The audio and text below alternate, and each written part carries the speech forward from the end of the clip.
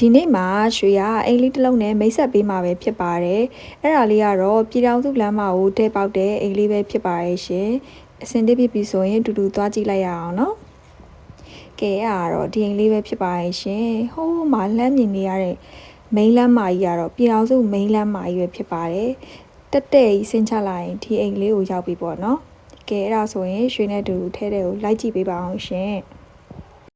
ခြံရဲ့အတွင်းပိုင်းမှာတော့ကားနှစ်စီးစာလောက် AC ထည့်လို့ရတဲ့အနေအထားလေးရှိပါတယ်။ဒါလေးကတော့ underground တက်လေးပဲဖြစ်ပါတယ်ရှင်။ကဲရွှေနဲ့သူထဲထဲကိုဆက်ကြည့်ပေးပါအောင်ရှင်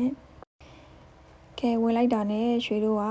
ဧကန်လေးကိုမြင်တွေ့ရမှာပါ။မီဆိုင်လေးတွေနဲ့တေချာအလှဆင်ပြီးတော့တသက်ရဲလေးစောက်ပေးထားတာပေါ့နော်။အောက်ထပ်မှာကတော့စင်ကယ်ကန်တစ်ခန်းရှိပါရဲ့ရှင်။ဒါလေးကတော့စင်ကယ်ကန်ဖြစ်ပါတယ်။အနောက်မှာကမိဖို့ချောင်းထမင်းစားစပွဲလည်းထားလို့ရတယ်ပေါ့နော်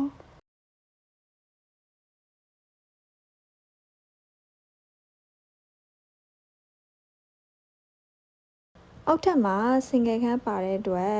အပြင်တီးတက်မှာပေါ့နော်ရေချိုးခန်းအိမ်သာတစ်ခုလည်းပါပါမယ်ကဲအားဆိုရင်အပေါ်တက်ကိုတက်ကြည့်ရအောင်အပေါ်တက်မှာကကျဲဝန်းနဲ့ဖျားကန်းလေးတစ်ခုရှိပါမယ်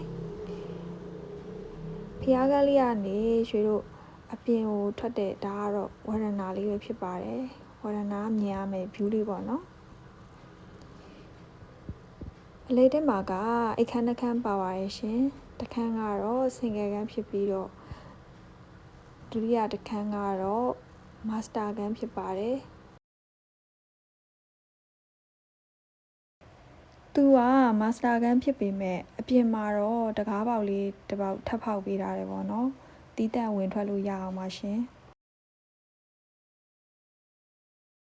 အိမ်လေးကနှစ်ထပ်အာစီအမိုးဆက်လက်လေးဖြစ်တဲ့အတွက်အပေါ်ဆုံးကအမိုးဆက်လက်လေးပဲဖြစ်ပါတယ်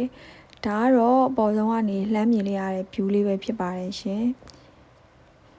ရွှေတို့ဗီဒီယိုလေးကိုစောင့်အောင်ကြည့်ပေးတဲ့အတွက်ကျေးဇူးအများကြီးတင်ပါတယ်ရှင်